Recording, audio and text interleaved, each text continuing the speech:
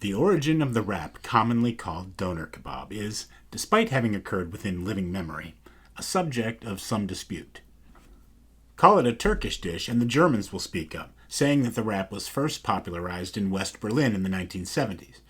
Now, these stories do credit its invention to Turkish guest workers, but many, if not most, Germans will claim that the dish has a German origin. Nonsense, reply the Turks, who have recently applied for a protected designation of origin for the Döner kebab that would regulate what meats could be used, what vegetables, even how thick the meat is to be sliced. Now, it doesn't help the Germans' case that, according to a research paper called Ottoman Kebab Culture and the Rise of the Döner Kebab, the phrase Döner kebab first appeared in writing in 1908, well before the supposed German origin of the dish, and that images and descriptions of the dish appeared for centuries before. But the German claim is not to the name, nor to the process of cutting off the outer layers of a roast and then serving them while the inside is still cooking. That was first described by a Frenchman traveling in Anatolia in 1433. Nor to the process of slicing meat into thin strips and arranging them on a spit such that they appeared to constitute a single large regular roast. That first appeared in Ottoman writing in 1666. Rather, the Germans claimed the innovation that wrapped the meat in a thin flatbread and garnished it with the vegetables and sauces that the Turks would rather not be allowed. Funny that Germany, land of the Reinheitsgebot, and a culture famous for its rigidity, its orderliness, is libertine when it comes to this particular Turkish dish. But I do think it's a Turkish dish, even if the sandwich or wrap version of it may have reached its final form in Berlin. Like the jibarito, which is a Puerto Rican sandwich that happens to have been invented in Chicago.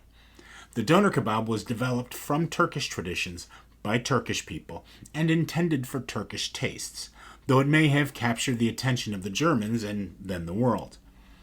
And besides, even the Turks have variants on the dish, two of which I'm trying today. History does not record when the broad horizontal spits of antiquity were traded in for the vertical spits we see today in kebab shops and taquerias and gyro joints, other than to situate the development sometime in the first half of the 19th century, and to speculate that it was a space-saving move for the crowded, tiny kebab houses of the time. However, the vertical spit was captured in words by 1842, and photographically by 1853.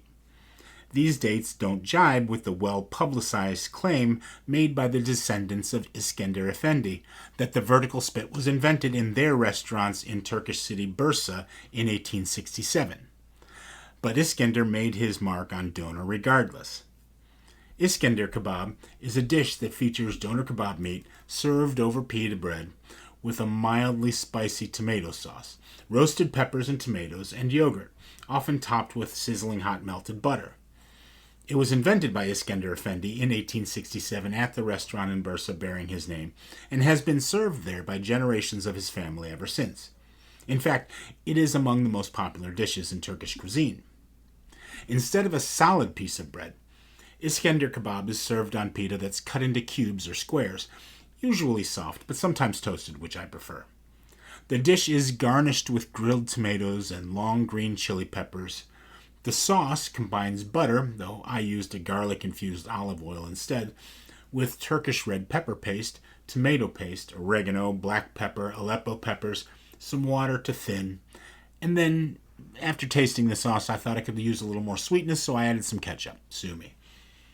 I also put the sauce on top of the bread, which, after toasting, needed a little sauce, instead of on top of the meat, and I neglected to garnish it with parsley. I'm sure Iskender himself would look askance at my poor rendition of this traditional Turkish dish, but I thought it was delicious. The mild chilies added just enough heat for the tart, creamy yogurt to cut through, and the richly savory and just a bit spicy sauce, along with the concentrated flavor of the roasted tomatoes, helped soften and bridge the crisp toastiness of the bread to the crisp and fatty bits of Döner meat. Iskender kebab is a new favorite, and while I've never had it in a restaurant, I do intend to correct that soon.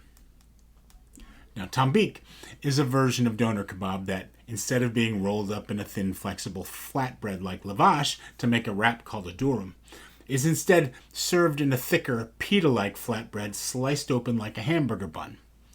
The bread might be called pide ekmek or göbet, but the word tombik means rotund, ball-shaped, chubby, or, to translate it colloquially, fat boy.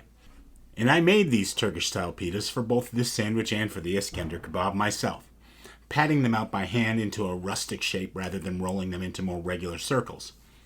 Now, you may never have heard of Tombik, but someone out there has. In 2023, the website Taste Atlas ranked Tombik as the #1 sandwich in the world, though these rankings are based on a starred rating system that is somewhat opaque in methodology. Tombik is generally served simply, the thin sliced doner meat augmented with a standard accompaniment of lettuce, tomato, and onion.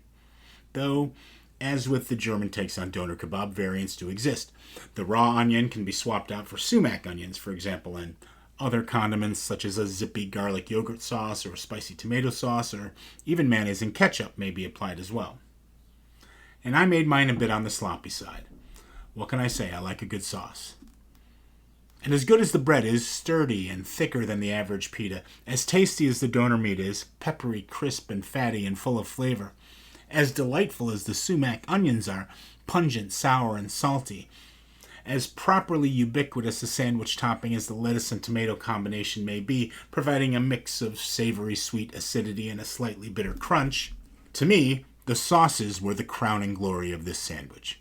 A mildly spicy tomato and pepper sauce, same one I used on Iskender Kebab, boosting the savory profile of the dish, and a creamy sour yogurt sauce punctuating each bite with a sharply garlicky exclamation point.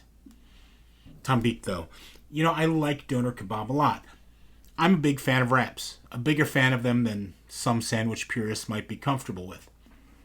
Any way we can combine bread with other tasty foods falls under our purview here at the Sandwich Tribunal, whether or not you want to call it a sandwich. Tombik clearly is a sandwich, and a good one. But I find myself wishing I had some schrock bread or lavash to wrap these ingredients in instead. Still, you can't argue with this stack of majesty.